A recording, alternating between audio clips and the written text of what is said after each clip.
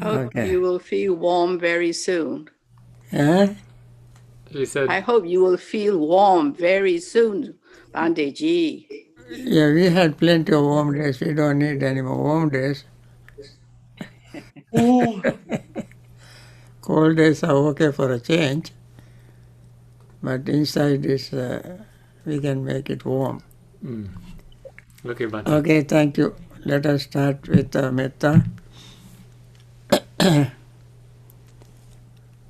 May all beings be happy and secure. May all beings have happy minds. Whatever living beings there may be, without exception, weak or strong, long, large, medium, short, subtle or gross, visible or invisible, living near or far, born or coming to birth, may all beings have happy minds. Let no one deceive another, nor despise anyone anywhere, neither from anger nor ill will should anyone wish harm to another. As a mother would risk her own life to protect her only child, even so towards all living beings, one should cultivate a boundless heart. One should cultivate for all the world a heart of boundless loving friendliness, above, below, and all around, unobstructed, without hate or resentment, whether standing or walking, sitting, lying down, or whenever awake. One Should develop this mindfulness.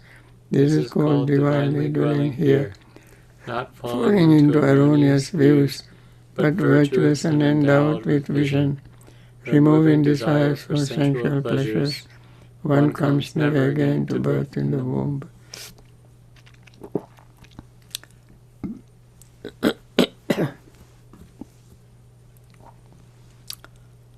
Let us begin our meditation, focusing the mind on the breathing, noticing the breath touching the nostrils, reaching lungs and expanding lung area, expanding lower abdominal area. As we breathe out, lower abdomen contracts, chest area contracts, the breath leaves our nostrils. These functions take place all the time when we breathe in and out. And then the feeling, perceptions, thought, and consciousness also rise and fall, along with the rising and falling. But they happen much faster than the rising and falling of the breath, because we breathe in a regular way, but the changes doesn't have any what you call way to, we don't have control, no control we have over the changes. Therefore changes take place in their own way, as very at rapid speed. Anyway, when we see everything is appearing and disappearing, mind cannot hold on to anything. It simply let go. Mind adopt the policy of, when you cannot fight, join. That is what the mind does. Let go of desire to hold on to anything. And then arises a very relaxed moment, peaceful moment, where rigidity, uptightness fades away, metta feeling arises. Along with that, compassion arises, then restlessness and worry fade away. Then when loving friendliness arises, anger or resentment fades away, compassion arises, restlessness and worry fade away. And then we get more energetic, seeing our own results. Then our sleepiness and drowsiness fade away. Seeing all this happening within ourselves as we practice, as the nature of Dhamma, which is personally realizable. So here it is that we realize personally the Dhamma, the truth. Seeing this, joy arises. And confidence arises. Doubt fades away. When confidence arises, the mind and body becomes even more relaxed, calm and peaceful. That leads to tranquility. The tranquil state of mind leads to happiness. Happy state of mind leads to concentration. Concentrated mind sees things as they really are. As they really are means that they always in a state of flux, changing, moving, impermanent, rising and falling. That is how things really are. And so concentrated mind sees very subtlest, minutest changes, things rising and falling in a so subtle way, and that will open our insight to see that there is no permanent self. It also evaporate, dilute and vanish from our mind because nothing remains the same. Let us try to get this experience in this short period of meditation.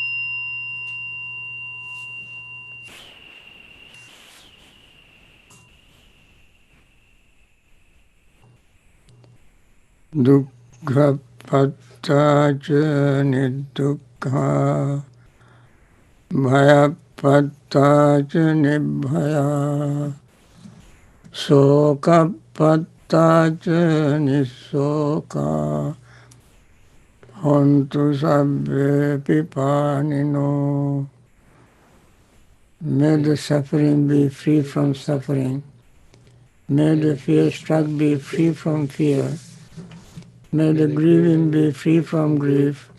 So too may all beings be.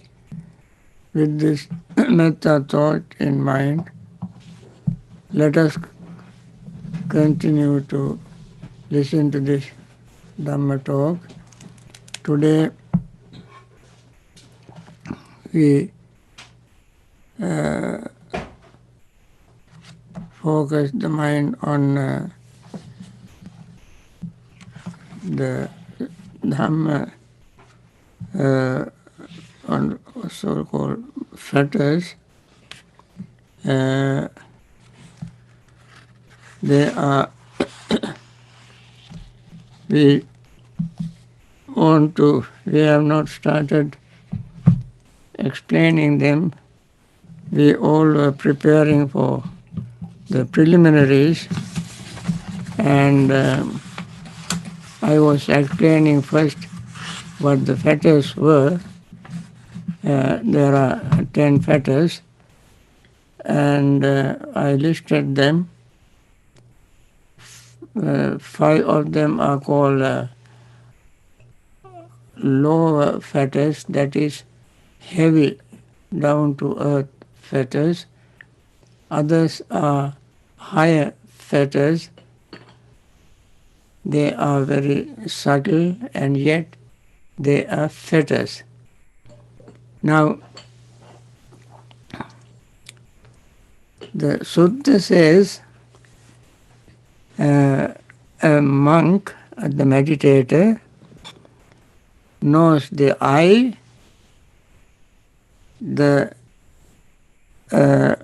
he understands the form, and he understands the fetter that arises depending on both.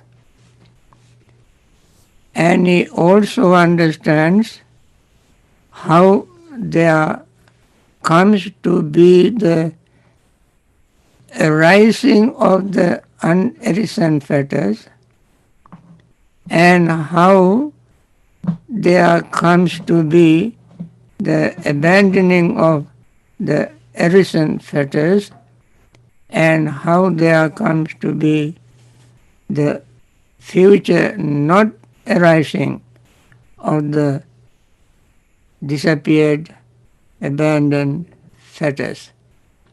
Now, let us take one of them, I and form. When one knows the I and knows the form and the fetter arising from them, there we have to understand how it happens. There is a very interesting discussion between Venerable Sariputta and Mahakottita.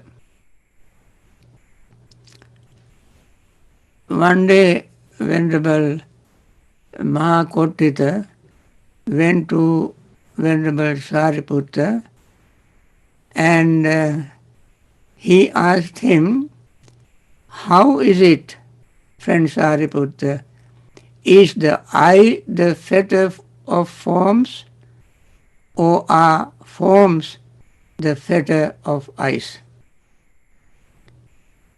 Venerable Sariputta said, then he said, is there ear? Is the ear the fetter of sounds, or are sounds the fetter of the ears? And so forth. Is the nose the fetter for the smell, or smell is the fetter to the nose? Is the tongue fetter to the taste, or the taste fetter to the tongue? is the body fetter to the tangible or tangible fetter to the body? The mind fetter to the mind object or mind object fetter to the mind. Then Venerable Sariputta's explanation is very clear and profound. He said the I is not the fetter of forms, nor are forms the fetter of the I, but rather the desire and lust that arise there in dependence on both. That is the fetter there. Now, desire and lust, chanda raga, when the I and form come together, if the form happens to be pleasant according to the person's perspective, views, then depending on that meeting of the I and the form, the lust and desire can arise. Desire and lust. See, the desire is one thing, lust is another. That is called chanda raga. Chanda is desire. You express your chanda, your desire, and raga is holding, clinging. Raga also is used for color. Raga also is used for something, glue, holding. When these two combine together, desire and lust, that combination is the fetter, the binding factor, the tightening, tying factor, but not the I fetter to the forms or forms fetter to the eyes, but the factors, lust and desire and lust, that arise depending on the I and the form, is the fetter. Similarly, ear, sound, nose, smell, and so forth, none of them is fetter to each other. But the desire and lust arising through the combination of nose, smell, sound, ear, tongue, the taste, the body, tangible, the mind object, when they combine together, there arise desire and lust. That desire and lust is the fetter. That is the binding factor, middle agent. So, then Venerable Sariputta gave a very unforgettable simile. The simile is, in order to make it even clearer to Venerable Mahakotita, actually Mahakotita also is a very great arahant. The Sariputta also is a great arahant. Mahakotita asked this question, asked Venerable Sariputta these questions, not because Mahakotita did not understand the truth or did not know what the fetter is. But friends, when very great disciples of the Buddha meet, they have they have Dhamma discussions to clarify certain things for ourselves, not for them. They are so compassionate, they want to lay down everything in details for the future generations. Now, even this 21st century, in this rocket age, we understand the meaning of fetter, how it arises when we read these records or the report, this discussion between Mahakotita and Venerable Sariputta. So Sariputta, in order for us to understand it better, we are not as enlightened as Mahakotita and Venerable Sariputta, he wanted to make it absolutely clear, crystal clear for us. So he gave a simile. Simile is, suppose, friend, a black ox and a white ox were yoked together by a single harness or yoke. Would one be speaking rightly if one were to say the black ox is the fetter of the white ox? The white ox is the fetter to the black ox? He asked this question, asked Venerable Mahakotita this question. Then Mahakotita answered, of course he knew the answer. He straightway said, no friend, the black ox is not the fetter of the white ox. Or, no, is the white ox the fetter of the black ox. But rather the single harness or yoke by which the two are yoked together, this is the fetter there. So too, friends, the eye is not the fetter of forms, nor are the form fetter to eyes, and so forth.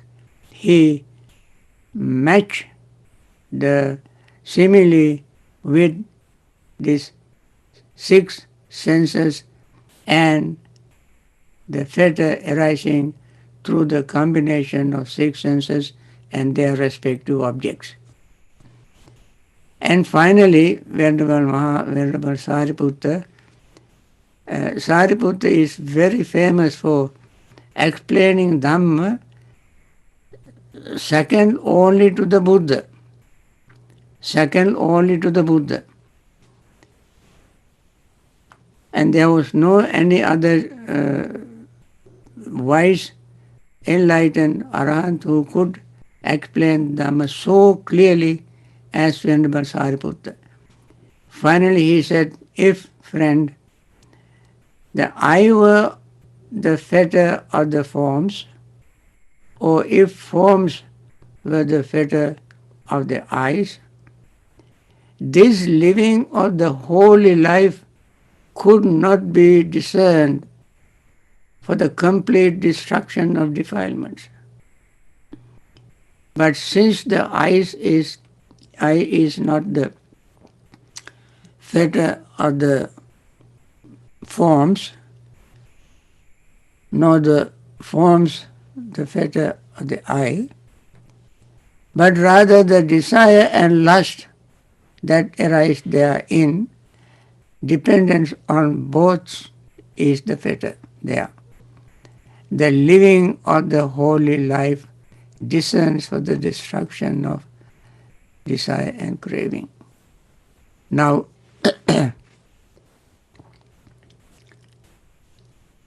now let us spend a few minutes on this simile, on this explanation.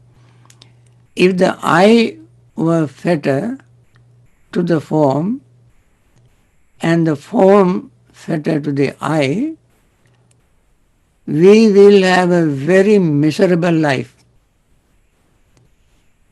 Because every time I meet an object, it binds without any middle agent.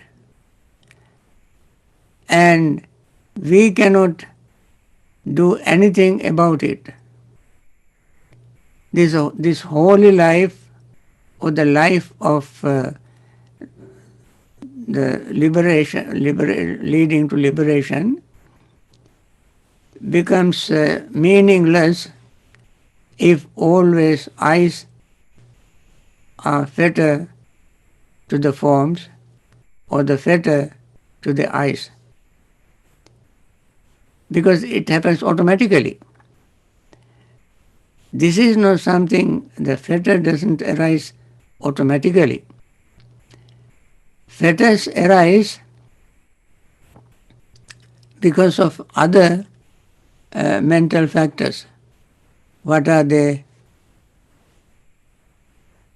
Lust and desire, or desire and lust. The purpose of living a holy life, or the life leading to the following the Noble Eightfold Path, the purpose of that is to destroy desire and lust. It will not happen if eyes and forms become a fetter to each other.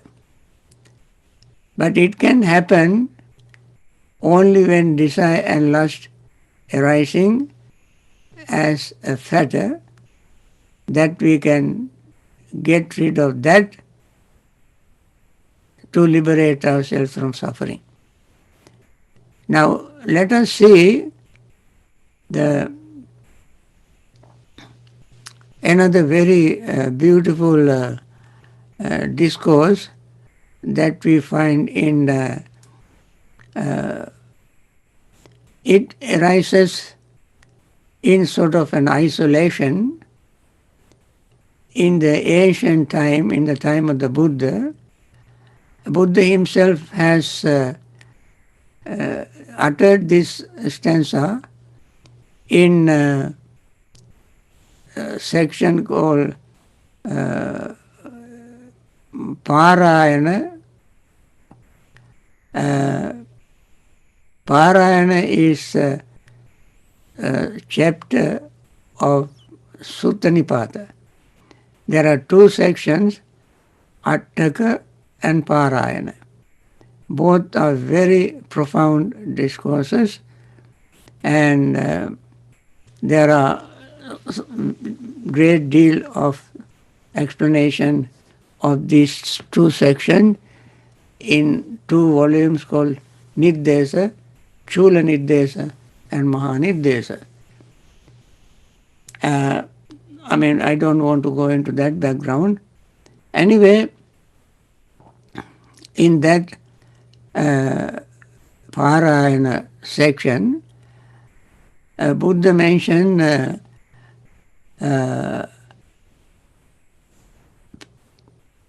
that when he said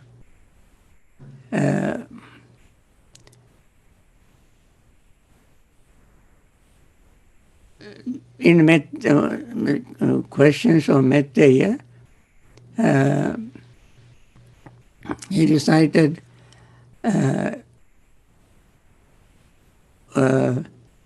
one stanza that is Ubo ante viditvana majje mantana lipati tang brooming mahapurisoti sona so the limpati majjaga. So na limpati majjaga. That is, knowing both ends, the wise person does not hold on to the middle. Now here both ends you saw I, one end, forms the second end. The middle is desire and lust. Like that, in the whole discourse, Buddha gave in brief. Then a group of monks, after Buddha left, after their meals and so forth, in Benares, there was an assembly hall. They met and began to have a Dhamma discussion. Normally Buddha asked monks to do two things when they meet. Either observe noble silence or have a Dhamma discussion. Sannipattanam bhikkhunan dvayam karaniyam. Ariyo va tunni bhavo dhammi va katha. So these monks chose to have the second Dhamma discussion. So they brought this statement that Buddha made, that when one knows both ends and the middle, and one does not hold on to the middle and destroy the middle, and so forth, then this became the subject of their Dhamma discussion. So one monk said,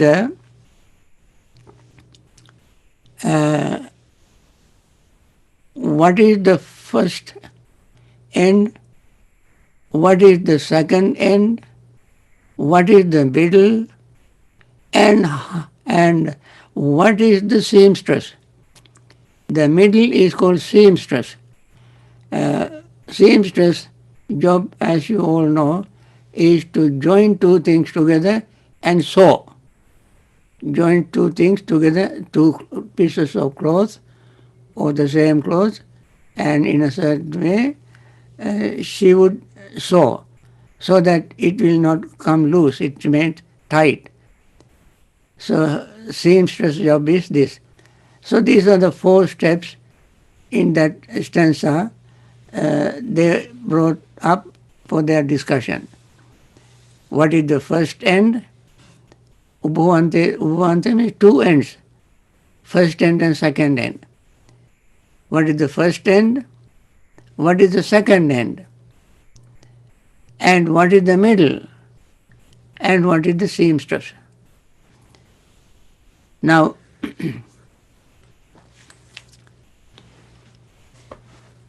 when this was said, a certain bhikkhu said to the other bhikkhus, contact, friend, is the end, one end. The arising of contact is the second end. The cessation of contact is the middle. And craving is the seamstress. For craving source one to the production of this or that state of existence. It is in this way that that bhikkhu that bhikkhu directly knows what should be directly known, fully understands what should be fully understood, and by doing so, in this very life, he makes an end of suffering. Now let us take this one for our discussion. The first monk said, contact is the one end. And arising of contact is the second end. Cessation of contact is the third, is the middle. and seamstress is the craving. Craving is the seamstress. Now, one end is the contact, arising of contact, other end is, one end is the contact, second end is the arising, third, in the middle is cessation, and then seamstress is the craving. So, when contact arises, contact is there that arises, arising of contact, and ceasing of contact, then these two arising between contact and its arising, there must be a connection. That is the job of seamstress. And then the wise person just break the thread of the seamstress so that he can end, he can see the cessation of this craving and lust. So when you have two ends and someone is trying to hold them, sew them together, and the wise person will break, cut the thread. When he cut the thread, the whole thing will collapse. It is just like when you sew something. These days it is much easy to understand if you sew something in a machine, not by hands. When you sew something, there is one thread goes under and the other thread is on the top. As needle goes down and it makes a loop, and other thread goes through the loop, and then the needle pulls up and then goes to the next hole, and then the bottom thread goes through the loop and then needle brings it up. So you can see the way how one thread goes under the cloth, other thread is always going with the needle up and down, making a loop for the other thread to go. Suppose somehow you break the thread that is going under, you break. The the thread in the needle will go up and down, but the cloth doesn't sew. Crescent will not be sewn. The two pieces remain separate. Similarly, if the middle agent, that is the fetter, if we learn to break the fetter, then both ends will not join. So, when Sariputta said, if the I is the fetter to the form, and form the fetter to the I, then it will be a very miserable life, because every time I come in contact with the form, that form becomes a fetter to the I become form to the world. So the persons has very endless miserable life.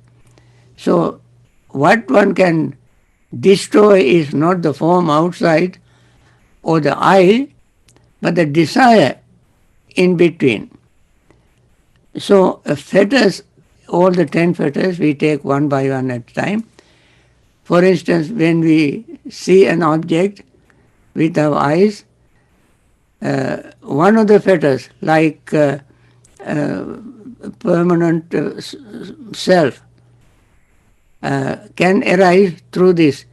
Because the other day I mentioned, the people think that form and self are identical, or self is in the form, or form is in the self, or form and self are separate, and so forth. This combination one sees, and then one understand this happens purely because of our ignorance. So we will very mindfully look at it using the Noble Eightfold Path. Number one is right view, right understanding. Right understanding is the one that cut the thread of this particular fetter of notion of permanent self cut. So that right understanding is the right understanding of impermanence. So when one applies that fetter of permanent self will completely be cut off. So this has a very deep, profound meaning of this section. So today I try to explain the fetter in this way. So if you did not understand what I said today, I will be happy to explain it again tomorrow during my questions and answer period. So for now, I think I have to stop this morning's talk, and I hope you all continue your practice, and I request you to read the sutta very carefully, Satipatthana Sutta, and since we continue this section, please keep reading this section until we finish that section. And then I want to end this session wishing again, making our metta wish once again.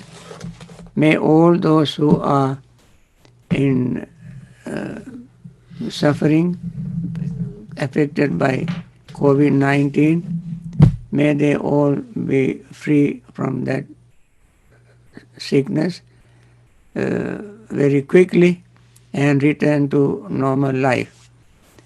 And others who have lost their loved ones, may, due to this or something else, they may still be grieving, and we want to wish them to be free from that grief and return to normal life and continue their Dhamma practice to understand the nature of this life better. And there are many doctors and nurses and hospital staffs helping many of these people. I heard millions of them have been affected all over the world, and thousands of them have already died, unfortunately. And still these very compassionate doctors, nurses, and hospital staffs are helping, trying to make them recover very quickly. May they continue their wonderful service and without being affected by this virus. And there are generous people who support these projects in various ways, and then may they continue their generosity, their compassion. And there are many people, many leaders who have done wonderful job, and some other leaders are not yet been successful. We want to wish all of them be very insightful, understanding, wise to make right decision to help all these people. And with this metta wish, may I end this morning session. Thank you for participating in this. I hope today's voice is clear